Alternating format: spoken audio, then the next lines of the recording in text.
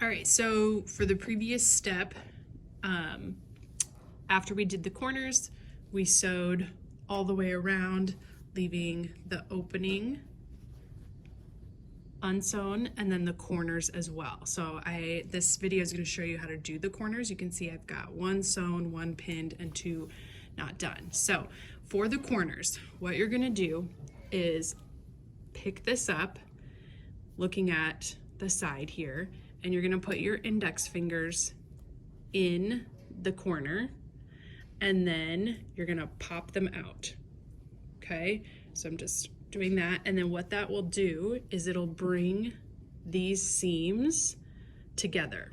So I'm going to show that again. So it's this seam and this seam we want to come on top of each other. So I'm going to put my fingers in, pop them out, and then peek inside there, and then make sure those seams are directly on top of each other, and then sort of pull this out and finger press this angle here so that it's nice and smooth. So I'm gonna check inside there, make those line up, and then you can flip one seam allowance one way and one the other way for less bulk. So I've got that lined up, and I'm gonna pin. I would recommend at least 3 pins because you want to keep this smooth and even. Okay.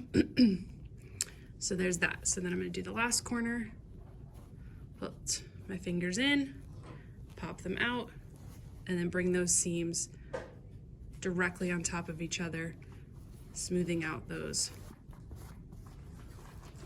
sides, the corners here. All right, so now you're going to sew all 4 corners on the 1/4 inch. So you can see this one's done. And then you want to make sure that when you sew these, you start and then back stitch off, come down all the way off, and then back stitch back on. Otherwise you'll get puckers. So I'll show you what that will look like here. So I'm going to finish sewing the corners that I have pinned, 1/4 inch.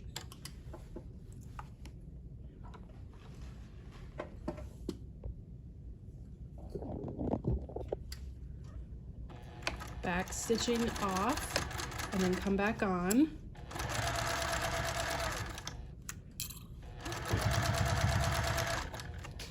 And then I'm going to go off the other angle, back stitch back on, and then do the next one.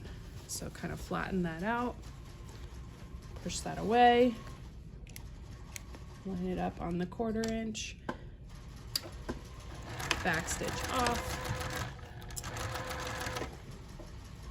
Just make sure it's nice and smooth, otherwise you'll get little dimples in your corners. And then the last one I have is the lining. The lining can sometimes fold in on itself, so just take the time to kind of smooth that out and then put that in.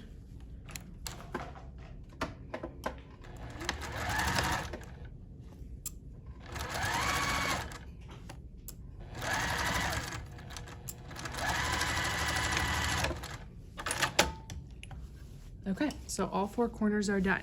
So now what you're going to do for step 12 is we're going to turn this right side out, and we want to use the opening. Okay, so we left that opening, and then you should have your zipper unzipped halfway.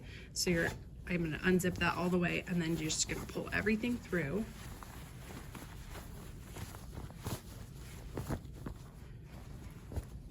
And then to start, we just want to work with the lining because the next step is closing that hole that we left. So I'm going to smooth that out, find that opening, okay? And this is, once again, step 12. So we want to keep that seam nice across there. So you're just going to keep those raw edges tucked in. You can kind of finger press, take it to the iron and press, and then pin. And then what you're going to do is just sew across there about 1/8 of an inch or just real close to the edge. Okay, so I'm gonna come start where the hole is. And then go real close to the edge there.